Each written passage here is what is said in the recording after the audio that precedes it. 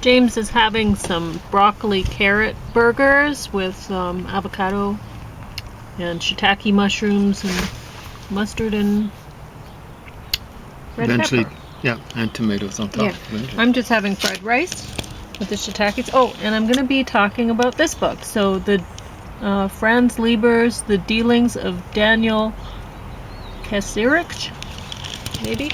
Fritz, is actually the first name. Oh, Fritz. what did I say? Franz. Oh, And the name, I'm a little if bit it's tired. German pronunciation, is Leiber. Yeah, okay. So, I wrote down page 49 sardonically. I don't even understand how it's being artfully used in that sentence. I should look at that.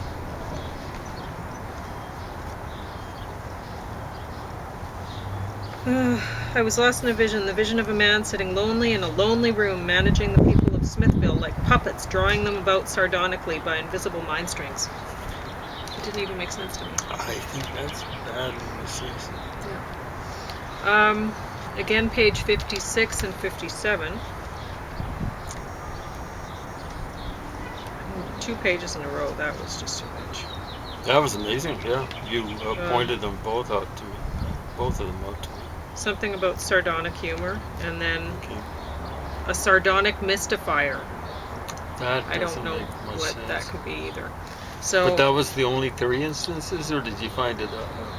nope, I only found 3. Well, that's amazing. But this is a pretty short thing. What is it? 150 pages, maybe? I will get to that. This was too short to call a novel. He had to fill it up with artwork and repetitions of sardonic. Just to make it to 125 pages. Oh my gosh. I don't know how his publishers came to the decision to price the book at $26.95 Canadian. Yeesh. And this was a while back, too. It wasn't that recently. It's a kind of sci-fi mystery. It's not worth reading. Oh gosh. Luckily, it was short. 1997. Wow, it's been a while. That's 25 years ago. So bad. Priced that badly. So that's going to be in the little library if anybody wants that.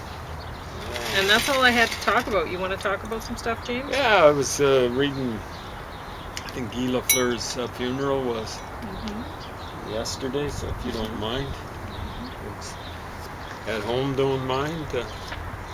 I started reading something that someone described as Guy Lafleur's greatest game. It wasn't even a Stanley Cup final, it was a Stanley Cup semifinal.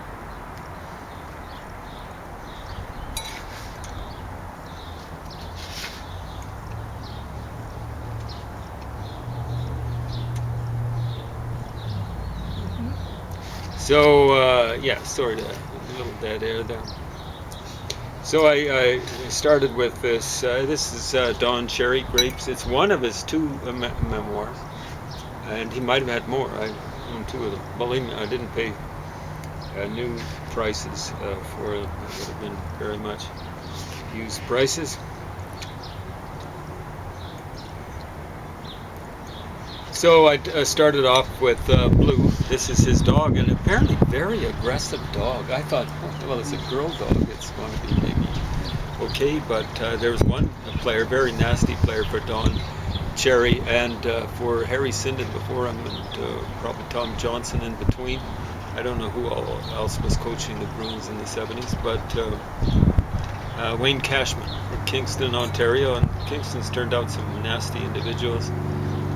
Including one good player, although his nickname was Killer, Gilmore, not Gary Gilmore, Doug Gilmore, but Gary Gilmore was a real killer. Maybe that's why they gave him the nickname. Anyway, Wayne Cashman, horrible person, and Kenny the Rat Linsman, he kind of lived up to the nickname, not nearly as bad as Cashman, but Cashman took a stick at him, not beating him, but trying to keep the dog distant from him, I guess in the dressing room. The dog grabbed the, now there are several editions of Blue, you know, but the Blue, and he names them all Blue, but in a row, I don't think he has more than one at a time. But Blue grabbed the stick out of the guy's hand, and Cashman's a big tough guy, you know, grabbed it out of his hand and then proceeded to snap it in half. So Now, Cashman, I don't know, the SPCA or whatever should have done something about this. Cashman decided within a little while, I don't know, like it was the next day or something like that, or down the road, maybe later on the same day, decided to hold off Blue with a blowtorch. No. And that did not deter Blue. He wasn't going to burn the dog, because that would have got him fired from the team, I presume, and maybe a little call from the SPCA. Blue was not deterred, went and chased him off into a side room off the dressing room, so didn't fear a blowtorch. So, pretty nasty dog, and pretty nasty owner, well, ugly nasty owner. And one time they were going to nominate Blues for one of the 10 ugliest dogs in the world. I'm going, yeah, it might be. Kind of cute, very ugly kind of dog. Anyway, Blue helped him pick, this is Game 7, best of 7 series, and they knew. Here's Brad Park. I don't think he ever won a Stanley Cup. He did win, I think, at least one, probably 2 Canada Cups, and I'd much rather win a Canada Cup playing for Canada against presumably the best in the world. So he won in 72. I know he was playing there. After that, the Soviets had all their defensemen shooting slap shots like Brad Park. So he did enough damage to them back then that they were trying to imitate. Imitations, the sincerest form of flattery. Park realized that this might be the last time he'd get so close to sipping Stanley Cup champagne. He knew in his heart that if he could just get past the Canadians, we would destroy the New York Rangers in the finals. It wouldn't have been 4-0, but it would have been something similar. The Canadians lost the first game. I don't think the Bruins would have been able to win the first game if they'd beaten the Canadians in the Stanley Cup semifinal. I was in Montreal at the time. I couldn't see the games. I didn't have enough money. But, and there wouldn't have been seats available. I guess I could have dealt with some scalpers, but I don't believe in dealing with scalpers. So, the Canadians lost the first game against New York. They would have been just totally flat and deflated from going through this bruising series, both physically and emotionally with the Bruins. But they came back, roared back, and just basically destroyed the New York Rangers in the next 4 games. What I'm thinking, said Park, is that I have an opportunity here. How many other times will I have that opportunity? 0. The Canadians won the Stanley Cup more times than anybody. In my lifetime, I'm old, but not that old, it's 17 times. I feel sorry for the Vancouver Canuck fans. They've never won one. More times than anybody, but we sensed they were tight.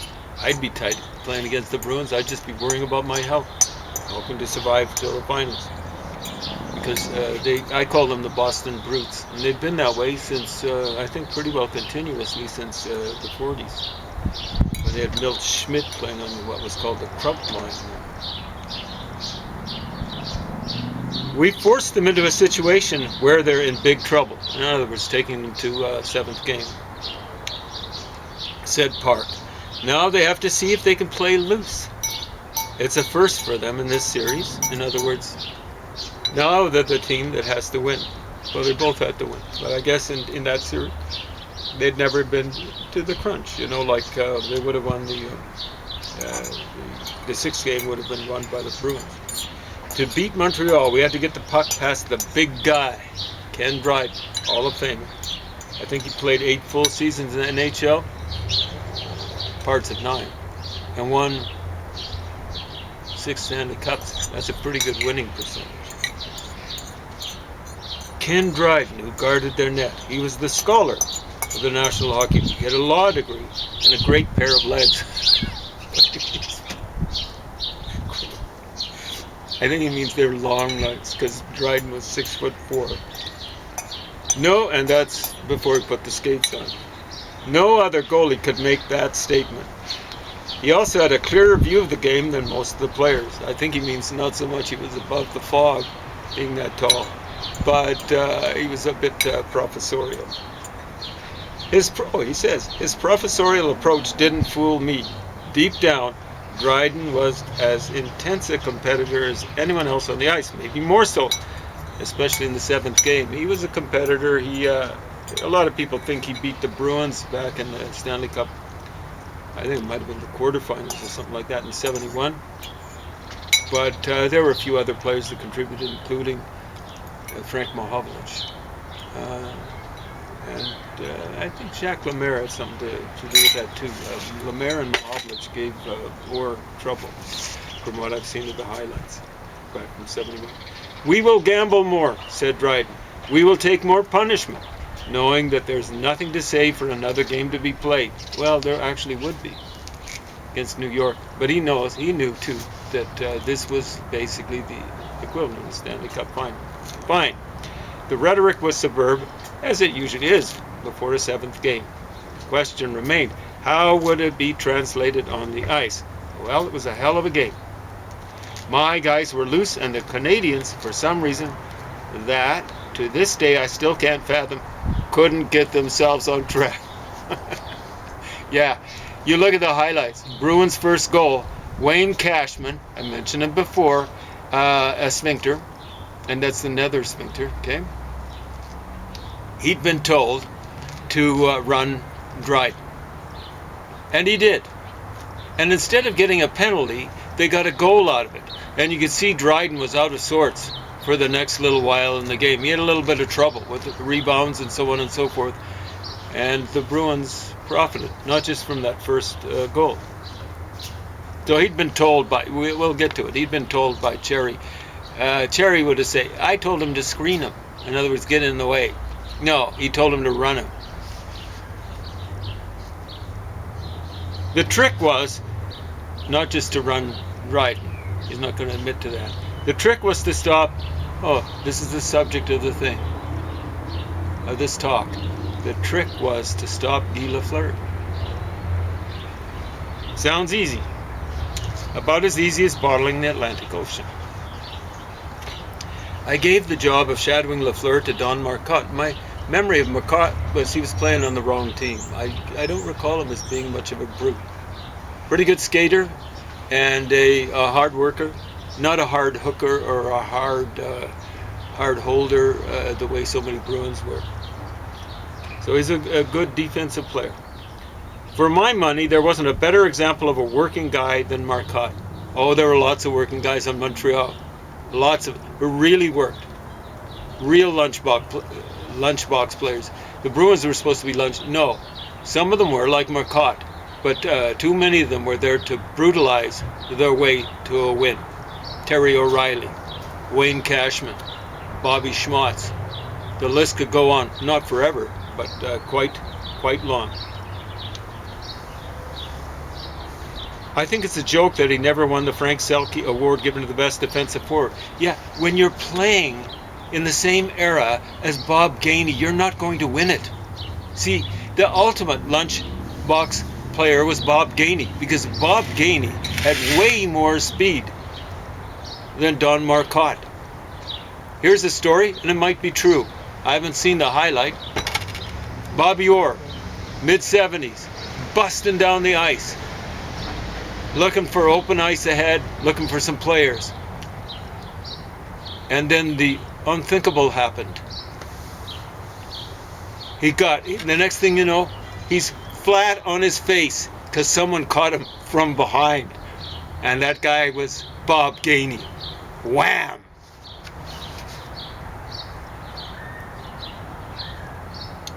So, it's not a joke. Bob Gainey, and there were all sorts of lunchbox players. Doug Jarvis on the Montreal Canadiens. Réjean Houle, guys who get down in the trenches. But also better hands and better hoof work. You know, Mike Milbury was a lunchbox player, and he just didn't have the hoof work. It was like hoof work with the Canadians. Even their infantrymen, they moved like they were cavalry on horses. And it wasn't just Bob Gainey.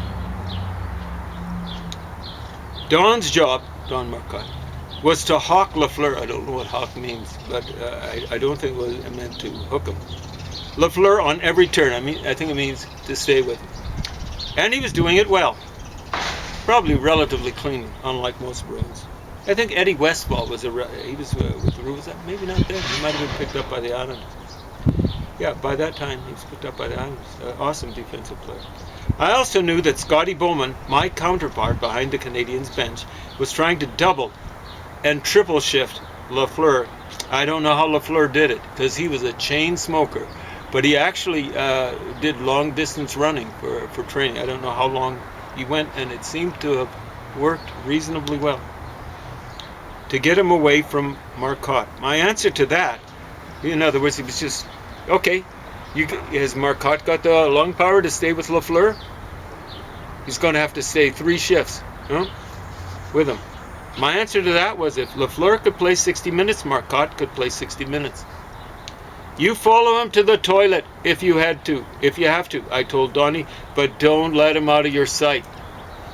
For 2 periods, he, in other words, Donnie, Marcotte, he followed my orders to a T.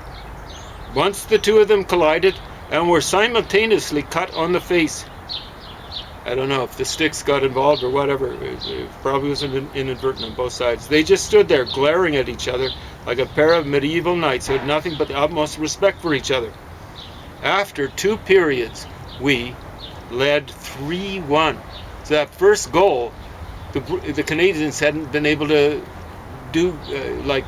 counteract that. That first goal where Cashman had cheated by knocking Ken Dryden down.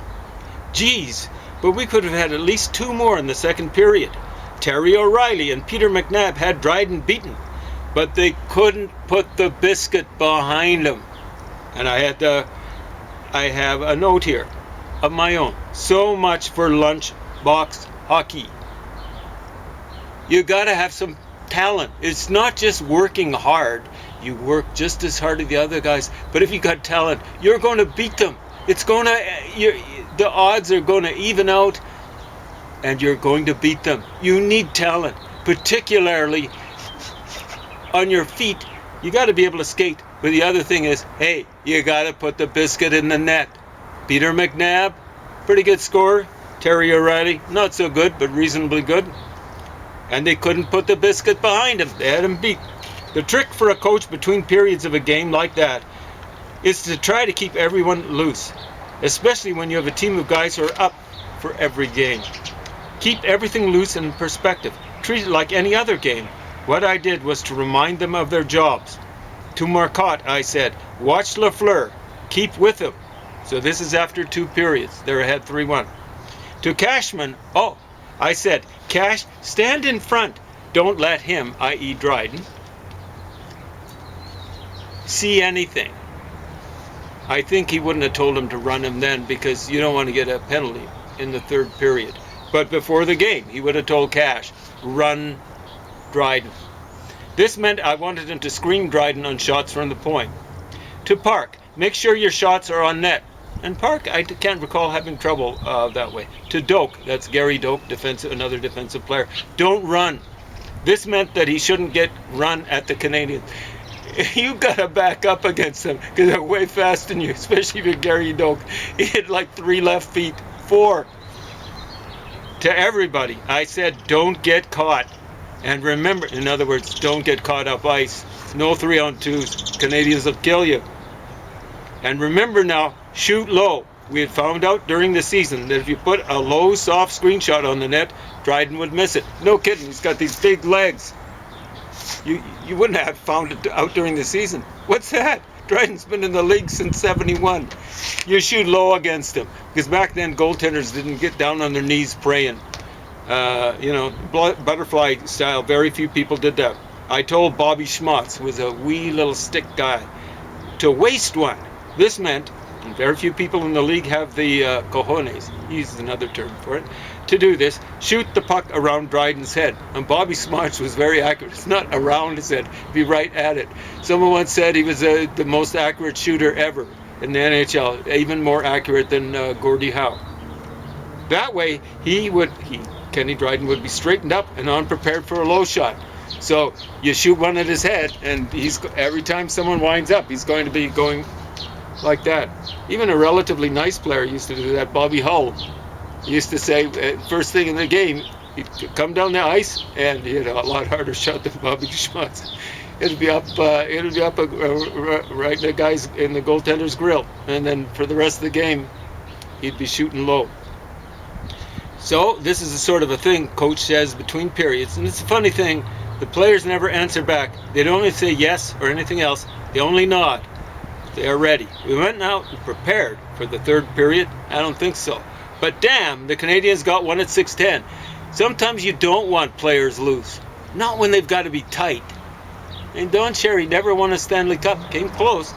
Never came closer than this. Canadians got one at 6:10. Jesus Christ. Now it's 3-2. Now the pressure's on. You should have had your players tighter than that. And before 9 minutes had gone by, we were tied up 3-3. You didn't have your players prepared, dude. Then we got a break. Guy Lapointe, or as it's mispronounced, Guy Lapointe, one of the best of Montreal's defensemen. That's best of all time. He doesn't put it down here. Hurt his knee. He did get hurt a lot because he played cojones out. Even when he was injured, I'm afraid. And it shortened his career. And at the end of his career, some of the Canadiens fans would boo him. Those of you Canadiens fans that boo Guy Lapointe, shame on you. This guy played cojones out for you all the time, even injured. Hall of Fame. Hurt his knee, and it was the Canadiens' turn to sag. With 4 minutes left in regulation time. This is 80% of the game gone. My nifty little right wing, Rick Middleton, relatively classy individual, I can't recall him being terribly dirty, got the puck behind the Montreal net. He came out front and stuffed it past Dryden to put us ahead 4-3. There were exactly 3 minutes and 59 seconds separating us from the biggest victory of our lives. Could we do it? Everybody had his assignment, but I could tell they were tight, too tight. I don't think so. You're playing against the Canadiens. 70s, the best NHL team. The Canadiens of the 70s won 6 out of 9 championships. I would have liked to call a 3-day timeout and review all assignments. Remind the players that the best defense is a good offense and return Donnie Marcotte to the fray reasonably well rested. In other words, give him a 3-minute or 3-day break. Under the circumstances, I felt as helpless as a guy trying to catch the gold ring on a merry-go-round while sitting on an inside horse. I don't know what that means. The game had somehow gotten out of my grasp. It was out of your grasp right from the beginning. You don't belong on a bench opposite Scotty Bowman. One of the best. Some people say the best, but he wasn't. Hector Toe Blake was the best by far. Didn't win as many championships as a coach, but he coached way fewer seasons. It was up and down. Fast. Faster. Fastest. And why was it fastest? One of the main reasons. Next thing I knew, Lafleur was going off the ice for the Canadiens. He needed a break. And Marcotte had come back to our bench saying, is he going to the toilet?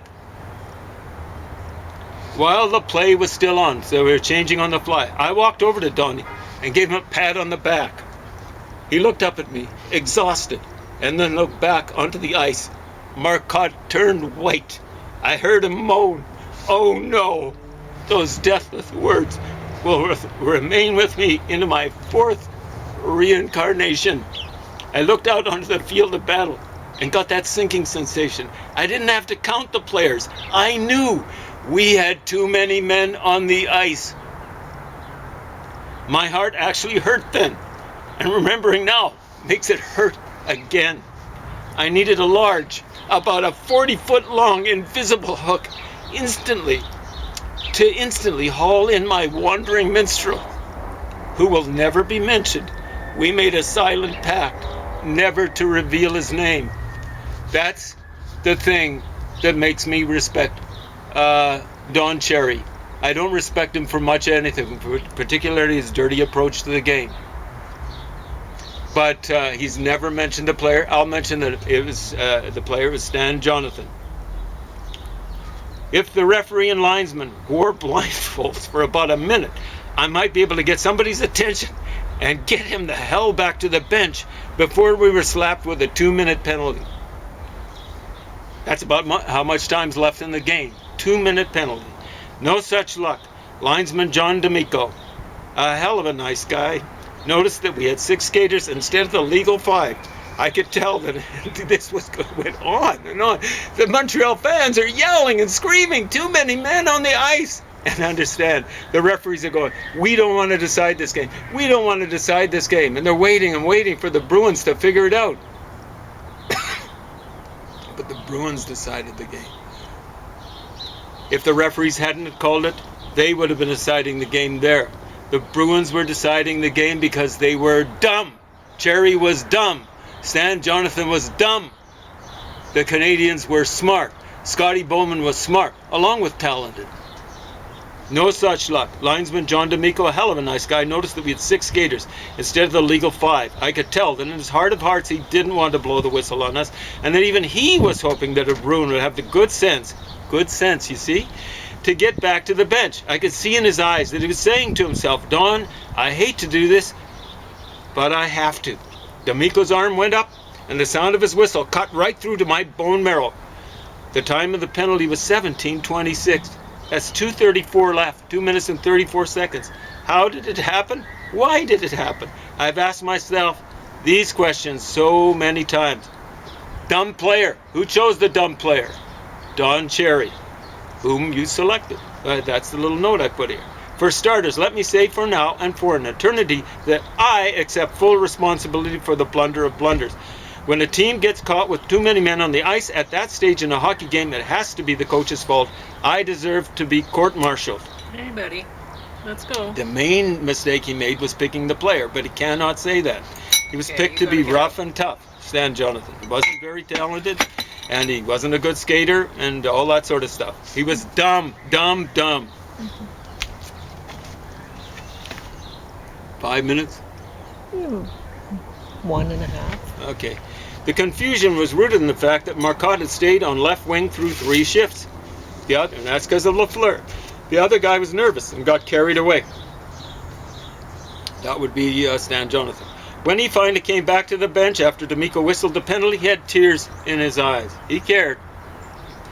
So did my son, Timothy, who had been watching the game at bench level. I imagine I would have been crying too, but at that point, I suspect that all my bodily functions had gone on strike.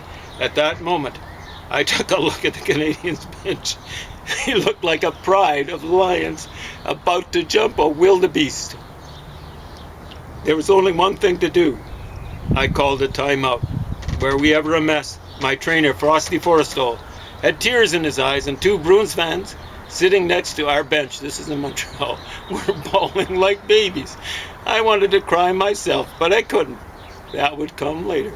I told the guys that we had to stop Lafleur, to stay between him and the net as much as possible. Okay, I'll get back to what happened on the power play next time.